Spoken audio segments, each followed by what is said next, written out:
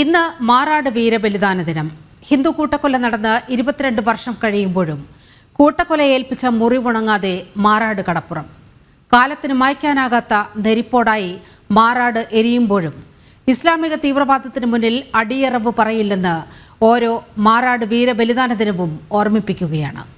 ബലിദാന ദിനത്തിന്റെ ഭാഗമായി രാവിലെ മാറാട് പുഷ്പാർച്ചന നടത്തി.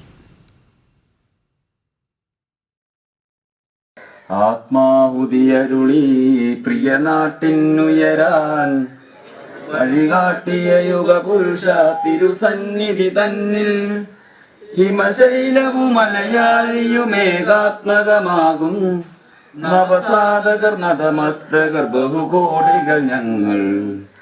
കോഴിക്കോട് മാറാട് കടപ്പുറത്തിന് ഉണങ്ങാത്ത മുറിവ് സമ്മാനിച്ച ദിനം 2003 മെയ് 2.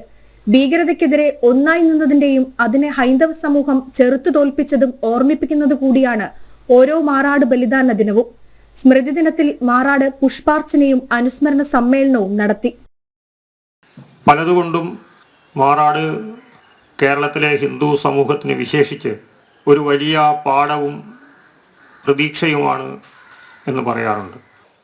നമ്മളൊരു ഗണഗീതത്തിൽ പറയുന്നത് പോലെ പോർവിട്ടോടിയതല്ല നമ്മുടെ വീരപുരാതന ചരിതങ്ങൾ, തേരുതെളിച്ചടരാടി നമ്മൾ ദേവർക്കായും യുദ്ധങ്ങൾ.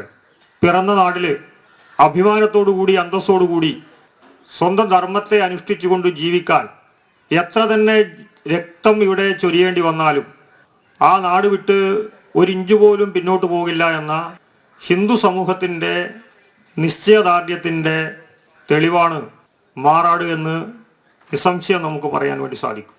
കടലോരത്തെ ഹിന്ദു സമൂഹത്തെ ഇല്ലായ്മ ചെയ്യുക എന്ന ഉദ്ദേശത്തോടെ കരുതിക്കൂട്ടി ആസൂത്രണം ചെയ്ത് നടപ്പിലാക്കിയ ഭീകരാക്രമണം. ആക്രമണത്തിൽ 8 പേർ തൽക്ഷണം മരിക്കുകയും 15ഓളം പേർക്ക് ഗുരുതരമായി പരിക്കേൽക്കുകയും ചെയ്തു. മാറാട് ഭീകരാക്രമണത്തിനിരയായി കൊല്ലപ്പെട്ടവരുടെ കുടുംബാംഗങ്ങളോടും മാരകമായി പരിക്കേറ്റവരോടുമായിരുന്നില്ല ഇവിടുത്തെ ഇടത് വലത് പാർട്ടികളുടെ ഐക്യദാർഢ്യം. അന്വേഷണം അട്ടിമറിക്കാനായിരുന്നു അന്നത്തെ മുഖ്യമന്ത്രി AK ആന്റണിയും പിന്നീട് മുഖ്യമന്ത്രിമാരായ ഉമ്മൻചാണ്ടിയും VS അച്യുതാനന്ദനുമൊക്കെ ശ്രമിച്ചത്. 2003 കലാപത്തിന് പിന്നിൽ LDF അടക്കമുള്ള കക്ഷികളുടെ ഇടപെടലുണ്ടായെന്നും ഇതിനു പിന്നിൽ വലിയ ഗൂഢാലോചനയും സാമ്പത്തിക ഇടപാടുകളും നടന്നിട്ടുണ്ടെന്നും തോമസ് P ജോസഫിന്റെ നേതൃത്വത്തിലുള്ള ജുഡീഷ്യൽ കമ്മീഷൻ കണ്ടെത്തുകയും ചെയ്തു. കേസിൽ 63 പേർ കുറ്റവാളികളാണെന്ന് മാറാട് അഡീഷണൽ സെഷൻസ് കോടതി കണ്ടെത്തി. ഇതിൽ 62 പേർക്ക് ജീവപര്യന്തം ശിക്ഷയും ലഭിച്ചു. പിന്നീട് 2013 ഹൈക്കോടതി 24 പേർക്ക് കൂടി ജീവപര്യന്തം ശിക്ഷ വിധിച്ചു. നാടുവിട്ടതിനാൽ വിചാരണ പൂർത്തിയാക്കാത്ത 2 പേർക്ക് കൂടി സെഷൻസ് കോടതി ഇരട്ട ജീവപര്യന്തം വിധിച്ചു. ആസൂത്രണം ചെയ്ത് നടപ്പാക്കിയ ഹിന്ദു കൂട്ടക്കൊലയാണ് മാറാട് നടന്നത്. കൊല നടത്തിയ മുസ്ലിം തീവ്രവാദ സംഘടനകളോട് കേരളത്തിലെ ഇടത് വലത് ഭരണകൂടം സ്വീകരിച്ചത് മൃദു സമീപനമായിരുന്നു.